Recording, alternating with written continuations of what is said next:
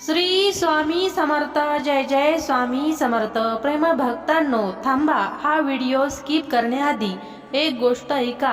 आज जो स्वामींचा संदेश तुमच्यापर्यंत पोहोचतोय तो योगायोग नाही, हा स्वामींचा संकेत आहे. होय, तुमचं नशीब आता हळूहळू जाग होतंय. तुम्हाला वाटतंय हा व्हिडिओ तुम्हाला असाच दिसलाय, पण खरं काय आहे हे माहीत आहे. कुठल्याही अदृश्य शक्तीने तुम्हाला इथे आणलं आहे. तुमच्या आयुष्यात ज्या गोष्टी अडकल्या होत्या, ज्या गोष्टी दूर जात होत्या, जिथे तुम्ही हार मानायला लागला होता, त्या सगळ्या गोष्टी आता हळूहळू मार्गी लागायला लागतील. तुम्हाला जाणवेल काहीतरी बदलतंय. सुरुवातीला लहान बदल दिसतील, छोटे छोटे योगायोग घडतील, लोक अचानक मदतीला येतील आणि पुढे तुम्हाला जाणवणारही नाही, पण तुमचा मार्ग आपोआप तयार होत जाईल. पण एक गोष्ट लक्षात ठेवा, हा बदल फक्त नशिबाचा नाही, हा बदल तुमच्या विश्वासाचा आहे. आजचा हा क्षण साधा नाही, कारण स्वामी समर्थांचा हा संदेश थेट तुमच्यासाठीच आला आहे. आणि कदाचित हीच ती सुरुवात आहे जिथून तुमचं आयुष्य फक्त बदलणार नाही तर नव्याने घडायला लागेल. कधी तुम्हाला असं वाटतं का की सगळं असूनही काहीतरी कमी आहे? लोक आहेत पण साथ नाही, प्रयत्न आहेत पण यश नाही, आशा आहे पण समाधान नाही. कदाचित तुम्ही खूप थकले आहात, मनाने, शरीराने आणि आयुष्याने. घरात समस्या, मनात भीती आणि भविष्याबद्दल अनिश्चितता. पण अशा वेळी एक गोष्ट लक्षात ठेवा, तुम्ही एकटे नाही आहात. तुमच्या डोक्यावर एका अनंत शक्तीचा हात आहे. त्या शक्तीचं नाव आहे आपले स्वामी, आपली गुरु माऊली. ज्यांच्या चरणी डोकं ठेवलं तर नशिबाला ही दिशा बदलावी लागते. आणि हे फक्त बोलणं नाही, याचं उदाहरण तुम्हाला गुरुचरित्रातील एका कथेतून समजेल. एक भक्त खूप त्रासात होता. घरात हजार, पैसा नाही, मनात भीती. तो गुरूंना म्हणाला, मी सगळं केलं पण काहीच होत नाही. गुरूंनी फक्त एकच सांगितलं, विश्वास ठेव आणि थांब. वेळ येईल. आणि काही दिवसांनी हळूहळू सगळं बदलायला लागलं. आजारी माणूस बरा झाला, काम सुरू झालं आणि त्याला समजलं कृपा नेहमीच चालू असते, आपण फक्त अधीर होतो. लक्षात ठेवा, जेव्हा सगळं संपल्यासारखं वाटतं तेव्हाच खरी सुरुवात होत असते. जसं अंधार जास्त घडत होतो तेव्हा सूर्य उगवायला तयार असतो. स्वामी समर्थ म्हणतात, भिवू नकोस, मी तुझ्या पाठीशी आहे. तू एकटा नाहीस, तू कधीच एकटा नव्हतास. प्रत्येक वेळी तू पडला असशील पण स्वामी समर्थांनीच तुला उभं केलं आहे. ती स्वामींची शक्ती आज पुन्हा तुझ्या आयुष्यात काम करायला लागली आहे. तुला वाटतं माझं नशीब खराब आहे, पण खरं सांगू का, स्वामी समर्थ सांगतात तुझं नशीब खराब नाही, ते फक्त झोपलेलं होतं आणि आता स्वामींच्या कृपेने ते जागं होतंय. तू ज्या वेदना सहन केल्या, ज्या रात्री तू रडत काढल्या, ज्यावेळी तुला कोणी समजून घेतलं नाही, त्या सगळ्यांचा हिशोब आता स्वामी समर्थ स्वतः भरून काढणार आहेत. तुझ्या प्रत्येक अश्रूंचं तुला उत्तर मिळणार आहे. पण एक अट आहे, स्वामींवर विश्वास ठेव. शंका करू नकोस, कारण जिथे शंका असते तिथे स्वामींची कृपा थांबते आणि जिथे विश्वास असतो तिथे स्वामींचे चमत्कार घडतात. म्हणून जर तुला विश्वास असेल तरच हा संदेश शेवटपर्यंत ऐक. स्वामी फक्त एक नाव नाही, ते या संपूर्ण जगाची माऊली आहे, ज्याची कृपा म्हणजे त्या सावलीसारखी असते, जी उन्हातही थंडावा देते आणि अंधारातही वाट दाखवते. अशी माया, अशी करुणा या जगात कुठेही पाहायला मिळत नाही. तुम्ही इतके चिंतित का आहात? वेळ निघून गेलात म्हणून की परिस्थिती बदलली म्हणून? लक्षात ठेव, जर तू स्वामींच्या नामाशी नाळ जोडली ना, तर प्रत्येक सकाळ पुन्हा उजडू शकते. आज जो संदेश तू ऐकणार आहेस तो फक्त शब्द नाही, तो एक अनुभव आहे, एक शक्ती आहे. आणि कदाचित आजचे हे शब्द तुझं आयुष्य बदलून टाकतील. कुणाचं हरवलेलं मन पुन्हा उभं राहील, कुणाला जगण्याची नवी दिशा मिळेल. म्हणून हा संदेश कधीही दुर्लक्षित करू नकोस. आता एक प्रश्न स्वतःला विचारा, तुम्ही कधी असं वाटलं आहे का की तू खूप प्रयत्न करतोय पण काहीतरी अदृश्य भिंत आहे जी तुला पुढे जाऊ देत नाही? काम अडतं, पैसे अडकतात, नात्यांमध्ये ताण येतो आणि सगळ्यात वाईट म्हणजे मनात एकटेपणा वाढतो. पण हे सगळं निरर्थक नाही. हे सगळं तुला तोडण्यासाठी नाही, तर तुला घडवण्यासाठी आहे. हे सगळं तुझं नशीब जागं करण्यासाठी आहे. आणि हे समजून घेण्यासाठी एक गोष्ट लक्षात ठेव, भगवद्गीतामध्ये अर्जुन युद्धभूमीवर उभा होता, त्याच्या समोर त्याचेच लोक आणि त्याचं मन पूर्णपणे तुटलेलं. त्याला वाटलं मी हे करू शकत नाही. तो गोंधळलेला थांबला. तेव्हा भगवान श्रीकृष्ण त्याला म्हणाले, हीच वेळ आहे तुझं खऱ्या अर्थाने जागं होण्याची. तुम्हाला माहित आहे का, अर्जुन आधीच महान होता, पण त्याला त्याची ताकद कळली नव्हती. आणि कधी कधी आपणही अर्जुनासारखेच असतो. आपल्याला शक्ती असते पण विश्वास नसतो. आणि म्हणूनच स्वामी समर्थ सांगतात, मी त्या शक्तीचा स्रोत आहे, जी भिकाऱ्याला राजा बनवू शकते आणि राजालाही क्षणात रिकाम करू शकते. पण मी देण्याआधी एक गोष्ट पाहतो, तो माणूस त्या देणगीचा उपयोग कशासाठी करणार आहे, त्याचा हेतू काय आहे, त्याचा स्वभाव कसा आहे, हे सगळं पाहूनच मी त्याला देतो. कारण शक्ती मिळणं महत्त्वाचं नाही, तर ती योग्य मार्गाने वापरणं महत्त्वाचं आहे. म्हणून जर तुमचा स्वामींवर विश्वास असेल, त्यांच्या वचनावर विश्वास असेल, तर आत्ताच या व्हिडिओला लाईक करा आणि कमेंटमध्ये लिहा श्री स्वामी समर्थ आणि मनापासून अनुभवा, स्वामींची कृपा तुमच्यावर काम करायला लागली आहे. आता एक गोष्ट ऐका, श्री स्वामी समर्थांच्या जीवनात एक भक्त रोज त्यांच्या दर्शनाला यायचा, पण त्यांच्या आयुष्यात काही सुधारणा नव्हती. एक दिवस तो रडत म्हणाला, स्वामी तुम्ही माझ्याकडे बघतच नाही. आणि स्वामी हसले आणि म्हणाले, मी तुझ्या पाठीशी आहे, तुला फक्त दिसत नाही. काही महिन्यांनी त्याच भक्ताचं आयुष्य पूर्णपणे बदललं. तुम्हाला काय वाटतं, तो बदल अचानक झाला? नाही, तो बदल स्वामींच्या कृपेने खूप आधीपासून सुरू होता, फक्त त्याला दिसत नव्हता. या भक्ताप्रमाणेच तुमच्याही आयुष्यात ज्या गोष्टी अडकल्या होत्या त्या आता हळूहळू सुटायला लागतील. जी दारं बंद होती ती स्वामींच्या कृपेने हळूहळू उघडायला लागतील. लोक मदतीला येतील, संधी मिळतील. पण एक गोष्ट लक्षात ठेव, स्वामींवरचा विश्वास सोडू नकोस, शंका करू नकोस. कारण जिथे विश्वास असतो ना, तिथे स्वामी समर्थांची कृपा उतरत असते. तू म्हणतोस ना, स्वामी स्वप्न पूर्ण होत नाहीत, पण कधी विचार केलास का की जे तुला हवं आहे ते खरंच तुझ्यासाठी योग्य आहे का? स्वामी समर्थ म्हणतात, मी तुला तेच देणार आहे जे तुझ्यासाठी योग्य आहे, जरी ते तुला आत्ता समजलं नसलं तरी. म्हणूनच अडचणी आल्या, लोक साथ सोडून गेले, तरीही तुम्ही थांबू नका, कारण तुम्ही एकटे नाही आहात. स्वामी समर्थ तुमच्या सोबत आहेत. लक्षात ठेवा, आपल्या आयुष्यात जे काही येतं ते आपल्या कर्मामुळेच येतं. म्हणून कर्म चांगलं ठेवा, नशिबावर रडत बसू नका. कपाळावरच्या रेषांमध्ये भविष्य शोधण्यापेक्षा कपाळावरच्या घामात भविष्य तयार करा. दासबोधात समर्थ रामदास स्वामी सांगतात, परिस्थिती कठीण असेल तर समजून जा तू योग्य मार्गावर आहेस. एक साधा माणूस, गरीब, संघर्ष करणारा, तो रोज देवाला विचारायचा, माझं नशीब इतकं कठीण का आहे? पण त्याने एक गोष्ट कधी सोडली नाही, प्रयत्न आणि विश्वास. काही वर्षांनी तोच माणूस लोकांसाठी प्रेरणा बनला. कारण नशीब बदललं, पण ते अचानक नाही, ते हळूहळू जागं होतं. म्हणून नशिबावादी बनण्यापेक्षा प्रयत्नवादी बना, कारण यश तुझी वाट पाहत आहे. कोणी तुमचा सन्मान करो किंवा न करो, तुम्ही तुमचं कर्तव्य करत राहा. कारण सूर्य कधीच कोणासाठी थांबत नाही. मित्रांनो, मोठेपणा हा मोठ्या गोष्टींमध्ये नसतो, तो असतो लहान गोष्टी समजून घेण्यात, इतरांच्या भावना जाणण्यात. जीवनात घेतलेले विसरा, घेतलेले लक्षात ठेवा, कारण कृतज्ञता माणसाला महान बनवते. आज दिवस वाईट असू शकतो, पण आयुष्य वाईट नसतं. मार्ग सापडत नाहीत, शोधत राहा. लोक बदलतायत, स्वीकारत राहा. परिस्थिती कठीण आहे, शिकत राहा, कारण वेळ कायम एकसारखी राहत नाही. आणि शेवटी चांगुलपणा कधीच हरत नाही. स्वामी समर्थ कधीच आपल्या भक्तांना तोडत नाहीत, ते फक्त तुम्हाला मजबूत करत असतात. मित्रांनो, गुरुचरित्रमध्ये कथा आहे, एक भक्त पूर्णपणे संकटात अडकलेला. घर नाही, पैसा नाही, कोणी साथ देणारं नाही. तो शेवटी गुरूंना हाक मारतो आणि अचानक त्याच्या आयुष्यात अशी एक घटना घडते जी त्याचं संपूर्ण आयुष्य बदलून टाकते. याचा अर्थ काय? जेव्हा सगळे दरवाजे बंद होतात तेव्हा एक अदृश्य दरवाजा उघडतो. संघर्ष जितका मोठा तितकाच विजय भव्य असतो.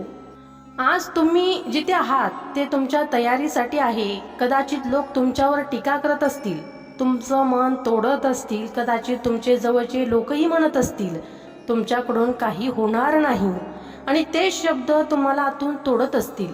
पण थांबा, आता एक खरी गोष्ट आहे का मित्रांनो? ही गोष्ट कोणत्या राजाची नाही, कोणत्या संताची नाही, ही एक गोष्ट आहे एका साध्या माणसाची. तो आपल्यासारखाच होता. स्वप्न होती, काहीतरी मोठं करायचं होतं, घरच्यांसाठी काहीतरी बनायचं होतं, पण आयुष्याने त्याच्याशी वेगळाच खेळ केला. जॉब मिळत नव्हता, पैशाची खूप अडचण होती, घरात रोज टेन्शन. वडील म्हणायचे काहीतरी काम कर, किती दिवस असंच बसणार. आई शांत असायची, पण तिच्या डोळ्यातला विश्वास हळूहळू कमी होत होता. मित्रांनो, सगळ्यात मोठं दुःख काय असतं ते माहीत आहे? जेव्हा बाहेरचे नाही तर आपलेच आपल्यावर विश्वास ठेवणं सोडतात. तो प्रयत्न करत होता, इंटरव्ह्यू तर देत होता, पण प्रत्येक वेळी ॲन्सर एकच, वी विल लेट यू नाव. आणि त्याला माहीत होतं याचा अर्थ नो असतो. एक दिवस तो खूप थकला, मेंटली इमोशनली पूर्णपणे थकला. रात्री सगळे झोपले होते, तो एकटाच बसला होता. त्याच्या डोक्यात एकच विचार, आता बस झालं, आता नाही जमणार. तो उठला, बाहेर गेला, रस्त्यावर चालत राहिला.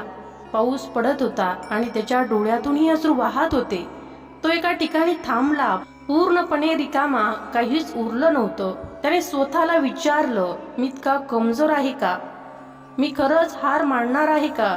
आणि त्या क्षणी त्याला शेजारील मंदिरातून आवाज आल्याचा भास झाला, घाबरू नकोस, मी तुझ्या सोबत आहे. तो आवाज कोणाचा होता माहीत आहे? स्वामी समर्थ.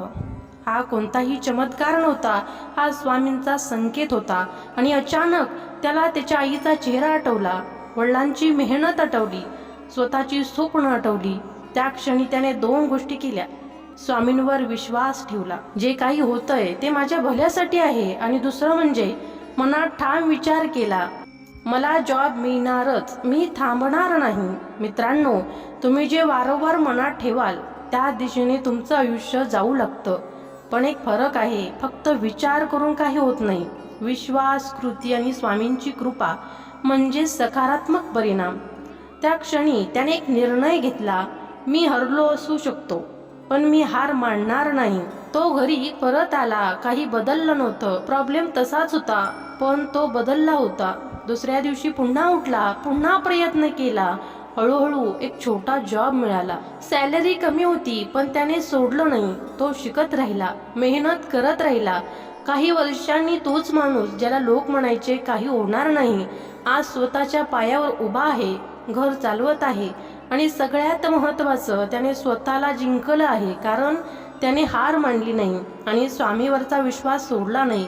मित्रांनो, ही गोष्ट त्या माणसाची नाही, ही गोष्ट तुमची आहे. कदाचित तुम्ही सध्या त्याच फेसमध्ये आहात. कदाचित तुम्हीही रात्री एकटे बसून विचार करताय, आता काय? पण ऐका, हा शेवट नाही, ही सुरुवात आहे. तुम्ही थकलेले आहात, पण संपलेले नाही. तुमचं आयुष्य अजून लिहायचं आहे. लक्षात ठेवा, ज्यांनी शेवटच्या क्षणी हार मानली ते जिंकण्यापासून फक्त 1 पाऊल दूर होते. मित्रांनो, संत तुकाराम महाराज, आज आपण त्यांना महान म्हणतो, पण त्यांचं आयुष्य खूप कठीण होतं. घरची परिस्थिती वाईट, लोकांचा विरोध, उपासमार, पण तरीही ते देवाचं नाव सोडत नव्हते. एक दिवस त्यांनी त्यांच्या अभंगाची पोथी लिहिली. त्यात त्यांचा जीव होता, त्यांची श्रद्धा होती. पण काही लोक आले, त्यांनी त्या पोथीला उचललं आणि नदीत फेकून दिलं. कल्पना करा, तुमचं सगळं आयुष्य कुणीतरी एका क्षणात पाण्यात फेकून दिलं. तुम्ही काय केलं असतं? सगळं सोडलं असतं, देवावरचा विश्वास तोडला असता. पण तुकाराम महाराज शांत बसले, रडले नाहीत, तक्रार केली नाही. ते फक्त म्हणाले, जर हे सत्य असेल तर ते परत येईल. काही दिवसांनी तीच पोथी पाण्यावर तरंगत परत आली.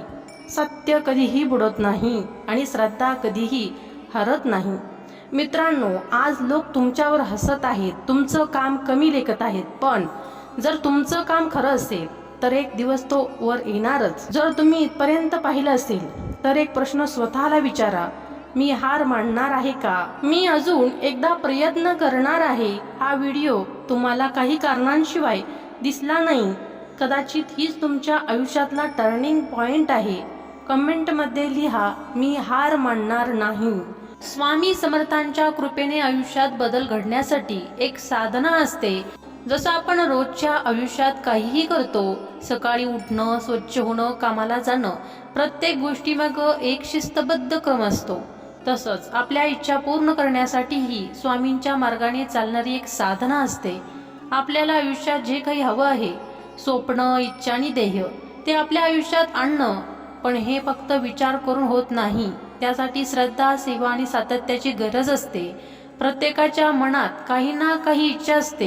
कोणाला घर हवं असतं, कोणाला पैसा, कोणाला आरोग्य, तर कोणाला समाधान. ही सगळी स्वप्न वेगवेगळी असतात, कारण प्रत्येकाचा प्रवास वेगळा असतो. पण चूक इथे आहे, लोक फक्त इच्छा करतात आणि थांबतात. माझ्याकडे सगळं येईल असं म्हणणं पुरेसं नाही. स्वामींच्या मार्गावर चालत कृती करणं गरजेचं आहे. जेव्हा तुम्ही एखादी इच्छा मनात ठरवता, तेव्हा तिच्यासाठी एक साधना सुरू होते. सगळ्यात आधी काय करायचं, एक वही घ्या आणि तुमची इच्छा लिहा. पण ती इच्छा होईल असं नाही, तर माझ्याकडे आहे असा वर्तमान काळात लिहा. उदाहरणार्थ, स्वामी समर्थांच्या कृपेनं माझं स्वतःचं सुंदर घर आहे. जेव्हा तुम्ही असं लिहिता, तेव्हा तुमचं मन, विचार आणि भावना सगळं त्या दिशेने काम करू लागतं. आपल्या संतांनी ग्रंथात नेहमी सांगितलं आहे, लिहिलेल्या शब्दात शक्ती असते. जसं स्वामींचं नाव घेताना मन शांत होतं, तसंच लिहिताना ही ऊर्जा निर्माण होते. म्हणून दररोज स्वामींचं नामस्मरण करत तुमची इच्छा त्या वहीत लिहा. आता एक महत्त्वाची गोष्ट, स्पष्टता म्हणजे क्लॅरिटी. एकाच वेळी अनेक इच्छा नकोत.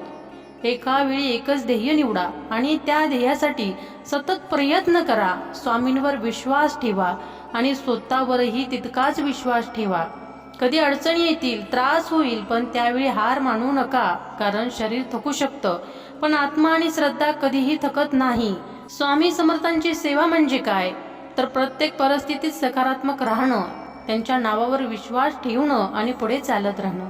शेवटी एकच लक्षात ठेवा, श्रद्धा, सेवा आणि सातत्य म्हणजेच काय, हे कृपा. मनापासून म्हणा श्री स्वामी समर्थ आणि बघा आयुष्यात बदल कसा घडतो. आता बघा, मी घरातून निघाले, गाडीत बसले आणि चाक सतत गोल फिरत होती. आपलं आयुष्यही तसंच आहे. दिवस रात्र, सकाळ संध्याकाळ सगळं एका चक्रात चाललेलं असतं. घड्याळ बघा, ते पण सतत फिरत राहतं. ऑफिसचे वेळा, शाळेच्या वेळा, सगळं काही एका लूपमध्ये चालतं. मग एक प्रश्न पडतो की आपण मेहनत करताना, साधना करताना ती सातत्याची साखळी का ठेवत नाही. एक गोष्ट लक्षात ठेवा, तुम्ही आतून जे विचार करता तसंच तुमच्या आयुष्यात घडत जातं. खूप लोक काय करतात, वरून म्हणतात मी पॉझिटिव्ह आहे, सगळं ठीक होईल, पण आतून मात्र भीती, शंका, असुरक्षितता असते. बाहेरून विश्वास दाखवणं सोपं आहे, पण आतून श्रद्धा असणं खूप महत्त्वाचं आहे. स्वामी समर्थ नेहमी सांगतात, मन जसं असेल तसं जग दिसतं. तुम्ही काय बोलता यापेक्षा तुम्ही काय अनुभवता, काय फील करता, हे जास्त महत्त्वाचं आहे. म्हणून जेव्हा तुम्ही तुमची इच्छा लिहिता, तेव्हा ती फक्त शब्दात नको, तर मनापासून अनुभवली गेली पाहिजे. कारण हे संपूर्ण विश्व ऊर्जा आणि संपदनावर चालतं. आणि जेव्हा तुमचं मन, तुमची श्रद्धा या विश्वाच्या स्पंदनाशी जुळते, तेव्हा चमत्कार घडायला सुरुवात होते. स्वामी समर्थांची कृपा पण तिथेच कार्य करते, जिथे मन शुद्ध, श्रद्धा पक्की आणि विचार स्पष्ट असतात. जर तुम्हाला समृद्धी हवी असेल तर स्वतःला आधी समृद्ध समजा. जर तुम्हाला स्वतःचं घर हवं असेल तर मनात त्या घरात राहण्याचा अनुभव घ्या. हे सगळं फक्त कल्पना नाही, ही एक साधना आहे. आणि लक्षात ठेवा, एखाद्या गोष्टीसाठी मनापासून झपाटले गेल्याशिवाय ती गोष्ट साकार होत नाही. स्वामी समर्थ सेवा म्हणजे काय, तर आपल्या ध्येयासाठी पूर्ण समर्पण. मन, विचार आणि कृती हे तिन्हीही एकाच दिशेने गेले की यश निश्चित आहे. म्हणून शेवटी एकच म्हणा, श्री स्वामी समर्थ, आणि पूर्ण श्रद्धेने पुढे चला. अपेक्षा आणि साधना. अपेक्षा म्हणजे काय, आपण ठरवलेलं एक ठराविक परिणाम हवं असणं, आणि जर ते मिळालं नाही तर मन खचतं, दुःख होतं. म्हणजे आपला आनंद आणि दुःख बाहेरच्या गोष्टींवर अवलंबून राहतात. ही अवस्था म्हणजे अटीवर आधारित आहे. पण स्वामी समर्थ सेवा काय शिकवते, तर निस्वार्थ श्रद्धा. तुम्ही तुमचं ध्येय ठेवा, पण त्याच्याशी चिकटून राहू नका. स्वामींवर विश्वास ठेवा आणि म्हणा, जे काही होत आहे ना, ते माझ्या भल्यासाठीच होत आहे. आपल्या मराठीत एक सुंदर वाक्य आहे, जे होतं ते भल्यासाठीच होतं. हे मनात पक्क बसलं की आयुष्य हलकं होतं. कदाचित तुम्ही 2 BHKचा विचार करत असाल, तर स्वामींच्या योजनेत 3 BHK असेल. म्हणून अपेक्षा सोडा आणि विश्वास ठेवा. सगळ्यात महत्त्वाचं, मनात स्पष्टता म्हणजे क्लॅरिटी असणं गरजेचं आहे. तुम्हाला नेमकं काय हवंय हे तुम्हालाच ठाऊक असायला हवं, आणि त्या दिशेने तुमची मेहनत, कृती आणि सातत्य हवं. फक्त नाव घेत बसून काही होत नाही. कृतीशिवाय कृपा पूर्णत्वाला जात नाही. स्वामी समर्थ म्हणतात, उठा आणि कार्य करा. तुम्ही सातत्याने प्रयत्न करत राहिलात तर मार्ग आपोआप तयार होतो. आता अनेक साधना पद्धती आहेत. नामस्मरण, लेखन, ध्यान, कोणतीही एक पद्धत निवडा, पण सातत्य ठेवा. कारण या सृष्टीत सगळं चक्रात चालतं. पाण्याचा प्रवाह, ऋतू, दिवस, रात्र, तसंच तुमचे विचारही जर सतत एका दिशेने गेले तर तेच वास्तव्यात उतरतात. तुमचं मन म्हणजे एक शक्तिशाली साधना आहे. तुम्ही त्यात जे भराल तेच तुम्हाला परत मिळेल. म्हणून स्वतःशी बोलताना जपून बोला. कारण अनेकदा आपले खरे शत्रू बाहेर नसतात, तर आपल्या आतल्या नकारात्मक विचारांमध्ये असतात. आपण स्वतःलाच कमी लेखतो, पण स्वतःलाच थांबवतो. म्हणून अवेअरनेस खूप महत्त्वाची आहे. तुम्ही काय विचार करता, कसं बोलता, कसं वागता, हे सगळं पहा आणि जे काही मिळालंय त्यासाठी कृतज्ञ राहा. कारण कृतज्ञता हीच कृपेचं दार उघडते. जेव्हा तुम्ही धन्यवाद म्हणता तेव्हा आयुष्यात अजून चांगल्या गोष्टी येतात, आणि जेव्हा तुम्ही सगळं गृहीत धरता तेव्हा ते हळूहळू निघून जातं. म्हणून श्रद्धा ठेवा, सातत्य ठेवा आणि कृतज्ञ राहा. स्वतःवर विश्वास ठेवा, स्वामींवर विश्वास ठेवा. कारण श्री स्वामी समर्थ या नावातच सर्व शक्ती आहे. आयुष्यात आपण खूप लोकांना भेटतो. काही आपल्याशी गोड बोलतात, काही आपल्याला साथ देतात असं वाटतं. यातील प्रत्येकालाच आपण लक्षात ठेवतो असे नाही, पण जे तुमच्या सुखदुःखात सामील होतात त्यांना कधीच विसरू नका. एक गोष्ट लक्षात ठेवा, शब्द जपून वापरा. कारण शब्द हे शस्त्र सुद्धा असतात आणि औषध सुद्धा. एक चुकीचा शब्द नातं तोडू शकतो, एक योग्य शब्द तुटलेलं मन जोडू शकतो. म्हणून बोलण्यापूर्वी स्वतःला विचारा, हा शब्द मी ऐकला तर मला आवडेल का? मग प्रश्न पडतो, खरी माणसं ओळखायची कशी? मित्रांनो, स्वामी समर्थांच्या आयुष्यातही एक प्रसंग आहे. चोळप्पा स्वामींचे अत्यंत जवळचे भक्त. त्यांनी स्वामींची मनापासून सेवा केली. स्वामी त्यांच्या घरी राहिले. सगळ्यांना वाटायचं यांच्यापेक्षा जवळचा भक्त कोणच नाही. पण इथेच एक छोटीशी चूक झाली. हळूहळू चोळप्पाच्या मनात एक भावना आली, स्वामी माझे आहेत. ऐकायला प्रेमासारखं वाटतं, पण खरं खरं काय होतं माहीत आहे? तो प्रेम नव्हतं, तो मालकी भाव होता. आणि मित्रांनो, जिथे माझं येतं तिथे नातं कुमकुवत होऊ लागतं. स्वामी कोणाच्याही मालकीचे नव्हते, ते सर्वांचे होते. आणि एक दिवस स्वामी तिथून निघून गेले. कोणताही मोठा वाद नाही, कोणताही आवाज नाही, फक्त एक शांत शिकवण. मित्रांनो, ही गोष्ट आपल्याला काय शिकवते माहीत आहे? खरी माणसं ती नसतात जी म्हणतात तू फक्त माझाच आहेस. खरी माणसं ती असतात जी म्हणतात मी तुझ्यासोबत आहे, पण तुला बांधून ठेवणार नाही. मित्रांनो, एक गोष्ट कायम लक्षात ठेवा, प्रेम आणि हक्क यामध्ये खूप मोठा फरक असतो. प्रेम माणसाला मुक्त करतं आणि हक्क माणसाला बांधून ठेवतो. आणि खरं नातं तेच जे तुम्हाला भूतकाळासकट स्वीकारतं, वर्तमानात साथ देतं आणि भविष्यात धीर देतं. कदाचित आज तुमच्या आयुष्यातही काही लोक असतील जे तुम्हाला प्रेमाच्या नावाखाली कंट्रोल करत असतील. थांबा, विचार करा, हे खरं प्रेम आहे की फक्त उपयोग? जर तुम्हाला वाटतं खरी माणसं ओळखणं खूप महत्त्वाचं आहे, तर कमेंटमध्ये लिहा, मी आता खरी माणसं ओळखणार. आणि हा संदेश त्या व्यक्तीला नक्की पाठवा ज्याला आज याची गरज आहे. मित्रांनो, चोळप्पाचा प्रसंग आपल्याला शिकवतो की हक्क आला की नातं तुटतं. ज्याला स्वामींवर हक्क हवा असतो, जिथे अपेक्षा असते, तो स्वामींपासून दूर जातो. तिथे नातं कुमकुवत होतं. आणि जो स्वतःला स्वामींना अर्पण करतो, जिथे निस्वार्थ प्रेम असतं, तिथे स्वामी स्वतः त्याच्याकडे येतात. म्हणून मित्रांनो, खरी माणसं ओळखायची असतील तर एकच बघा, ते तुम्हाला बांधून ठेवतात का की तुम्हाला समजून घेतात? मित्रांनो, माणसं ओळखताना इतरांच्या मतावर विश्वास ठेवू नका. स्वतःचा अनुभव वापरा, कारण वेळच सगळं दाखवते. वेळ चांगली असेल तर सगळे तुझे, वेळ वाईट असेल तर कोणीच नाही. म्हणून काळजी करणारे लोक शोधा, वापर करणारे लोक तुम्हाला स्वतःहून सापडतील. जर तुम्हाला वाटतं की मी आता नात्यांमध्ये हक्क नाही, प्रेम ठेवणार, तर कमेंटमध्ये लिहा, मी निस्वार्थ प्रेम निवडतो. मित्रांनो, फक्त चोळप्पाचाच नाही, स्वामींच्या आयुष्यात अजून एक प्रसंग आहे जो खरी आणि खोटी माणसं ओळखायला शिकवतो. सुंदराबाई नावाची एक स्त्री होती. स्वामींच्या सेवेत होती. सुरुवातीला सेवा होती, पण हळूहळू त्या सेवेत अहंकार आला. मीच करते, माझ्याशिवाय काही चालतच नाही. मित्रांनो, जिथे मी येतं तिथे सेवा संपते. आणि मग स्वामींनी तिची सेवा दूर केली. आणि त्याच ठिकाणी एक साधा निष्पाप शांत भक्त आला. बाळप्पांना अहंकार ना दिखावा, फक्त निस्सीम सेवा. आणि मित्रांनो, स्वामींची सेवा त्यांच्याकडे आली. स्वामींना मोठेपणा नाही, स्वामींना फक्त मनाची शुद्धता पाहिजे. म्हणून आयुष्यात माणसं ओळखायची असतील तर त्यांच्या शब्दाकडे बघू नका, त्यांच्या स्वभावाकडे बघा. जो मोठं बोलतो तो नेहमी मोठा नसतो, जो शांत असतो तोच खरा असतो.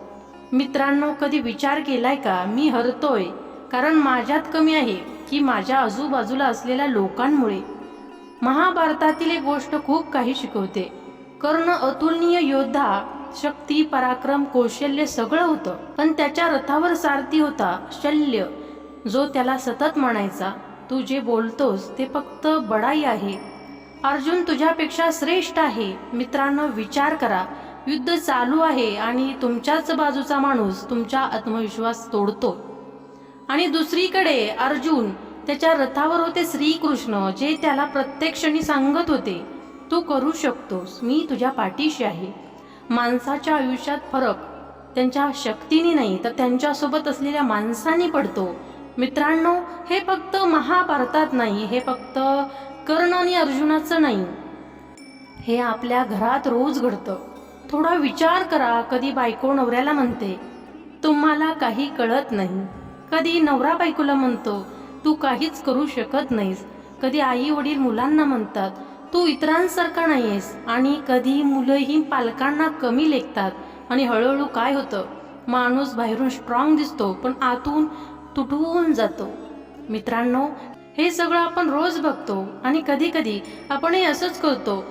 एक साधा नियम आहे, तुम्ही जसं बोलता तसंच वातावरण तयार होतं. जर तुम्ही सतत म्हणत राहिलात, तू काहीच नाहीस, तू कमी आहेस, तर ते शब्द त्या व्यक्तीच्या आयुष्यात सत्य बनू लागतात. आणि उलट जर तुम्ही म्हणालात, तू करू शकतोस, मी तुझ्या सोबत आहे, तर ती व्यक्ती खरंच बदलायला लागते. आता एक प्रामाणिक प्रश्न स्वतःला विचारा, मी माझ्या घरात कोण आहे? मी लोकांना उचलून धरणारा कृष्ण आहे की त्यांना खच्ची करणारा शैल्य आहे? मी कोणाला कमी लेखतोय का? मी कोणाचा आत्मविश्वास तोडतोय का?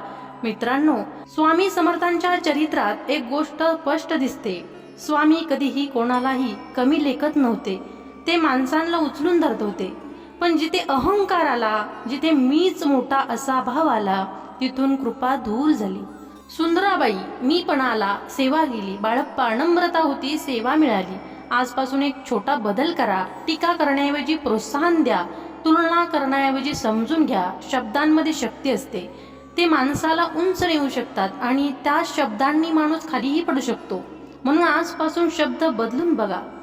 तू काहीच करू शकत नाहीस ऐवजी तू करू शकतोस, मी तुझ्या सोबत आहे.